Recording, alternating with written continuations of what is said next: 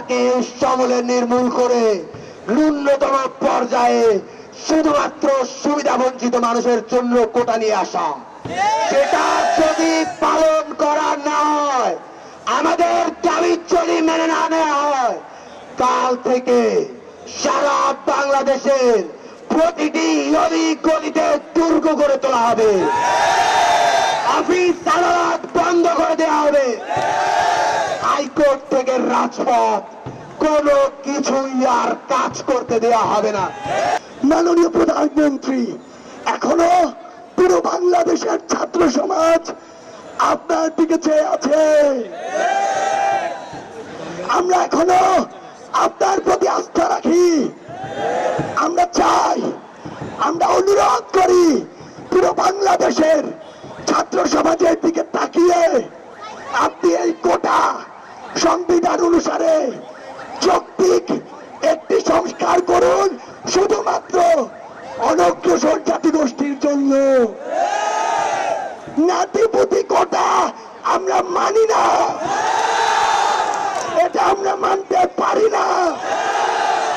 56% কোনোদিন কোটা হতে পারে না।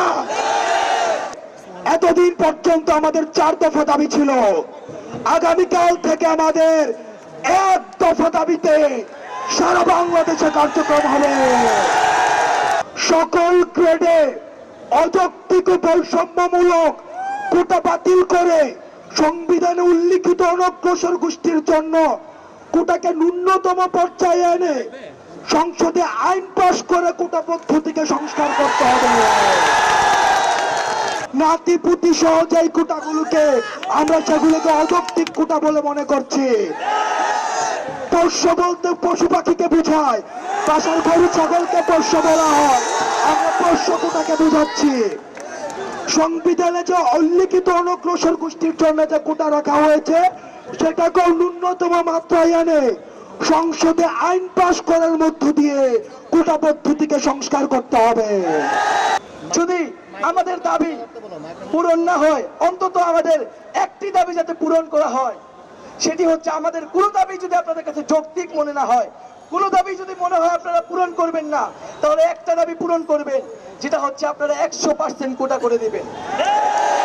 আমরা প্রশাসনে যেতে চাই না, যেই প্রশাসন কোটাধারীদের প্রশাসন, সেই প্রশাসন আমরা চাই না। হয় এখান থেকে কোটা বৈষম্য নিরসন হবে, নইলে এটা কোটাধারীদের দেশ, এটা ঘোষণা করতে হবে।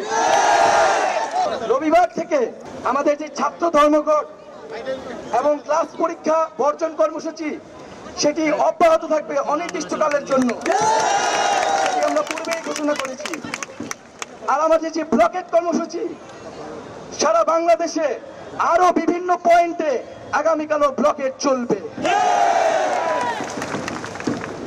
আমরা আজকে শাহবাগ থেকে কারওয়ান বাজার পর্যন্ত দিয়েছি, আমরা আগামীকাল কিন্তু ফার্ম গেট পার হয়ে যাব।